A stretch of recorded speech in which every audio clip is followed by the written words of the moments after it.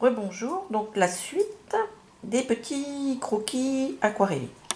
Donc là je vous ai fait très rapidement trois petits croquis correspondant à trois cadrages différents. Le premier c'est le rectangle normal. Donc j'ai tracé à l'origine les tiers. Voilà.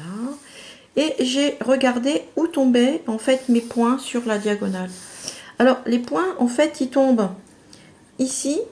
Donc j'ai placé la fenêtre du château sur un des points. Et je me suis arrangée pour que l'arcade du pont tombe aussi sur le premier point. Donc ici mon regard fait que le spectateur va rentrer sur le pont. Il est attiré par la zone sombre qui sera au premier plan ici, par ce noir et un blanc que je vais garder sur le pont ici. Et je vais lui dire, tiens, va visiter mon château et surtout va y passer un bon week-end. Voilà, alors moi j'aime bien me raconter des petites histoires pour réfléchir un petit peu où est-ce que je vais placer mes éléments. Donc ma fenêtre va être l'élément contraste maximum foncé et je vais garder de la lumière sur le château et un blanc sur cette zone là. Tout le reste va être légèrement coloré. Ça fait que mon cerveau va hop taper premier point, deuxième point et sorti. Dans la proposition carrée, j'ai la même démarche, sauf que mon point d'intérêt il tombe pas tout à fait au même endroit. Il va tomber sur l'arche 2 et 3 du pont. Donc en fait je vais laisser tomber la première arche qui était foncée dans ce schéma là. Elle va devenir plus claire pour mettre l'accent sur celle qui est près du point. Et je vais garder aussi un noir et un blanc sur le château ici. Troisième proposition panoramique. Ici c'est pareil, hein, je vais chercher mes tiers. Et vous voyez que j'ai fait attention à garder ma fenêtre sur le point haut. Par contre, je vais chercher un élément plus intéressant au niveau du reflet ici dans cette zone là pour le point numéro 1. Et je vais essayer de faire venir le parcours comme ceci. Voilà, vous voyez que j'ai un petit problème de soleil. Voilà, ces trois propositions sont différentes et correspondent à trois visions créatives du même dessin de départ, de la même photo. Essayez de le faire. Essayez de proposer à chaque fois que vous faites des croquis, essayez de chercher trois petits croquis différents avec des formats différents. Vous verrez que vous gagnerez en créativité. Alors maintenant je vais essayer de vous montrer comment on fait un croquis hyper rapide. Ça n'a pas besoin d'être compliqué un croquis, hein. Voilà, donc déjà vous définissez le format. Moi j'ai défini un format carré. Vous repérez vos centres d'intérêt, hein. Hop, on coupe en trois. Oh là, c'est pas très droit. Donc j'en ai un qui serait par là et j'en ai un qui doit être par là. Voilà.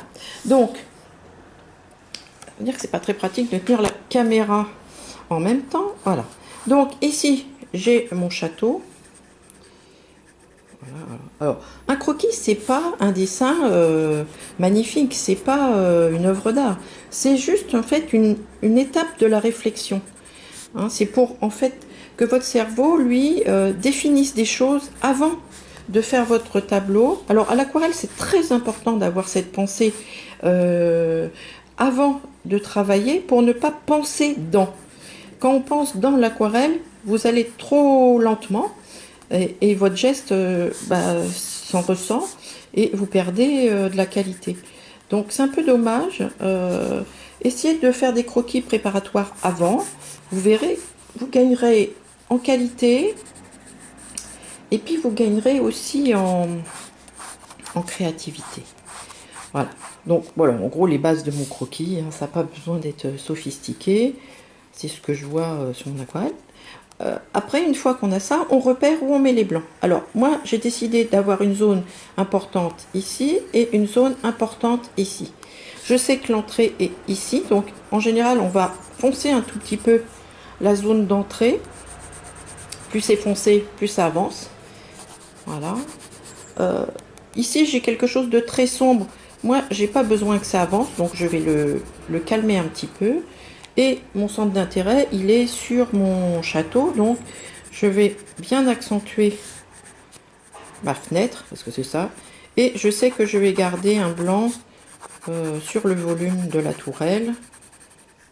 C'est un petit peu des arbres ici. Voilà. Et j'ai un ciel un peu couvert, donc ça ne sera pas blanc en haut. Voilà, ça sera légèrement grisé aussi.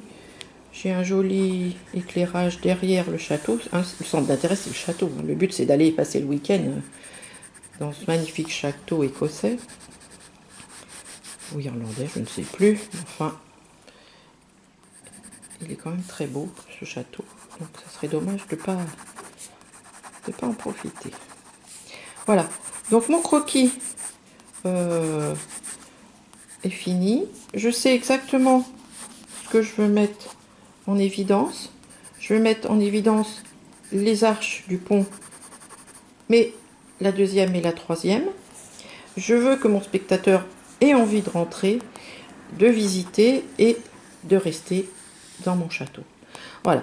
Donc voilà le croquis préparatoire. Ça prend pas longtemps. C'est pas plus grand que ma main. Vous voyez, ça fait à peu près la paume de ma main. Essayez de pas dépasser cette taille-là. Sinon, vous allez prendre un temps fou et vous allez dessiner et mettre des détails. C'est pas ce qu'on veut dans un croquis. Hein. Le croquis, il est là juste pour une réflexion, juste pour réfléchir à un travail. Voilà. Donc, vous retrouverez ces éléments dans le blog. J'espère que ça va vous aider à commencer à faire des croquis et puis peut-être à enrichir aussi votre façon de travailler.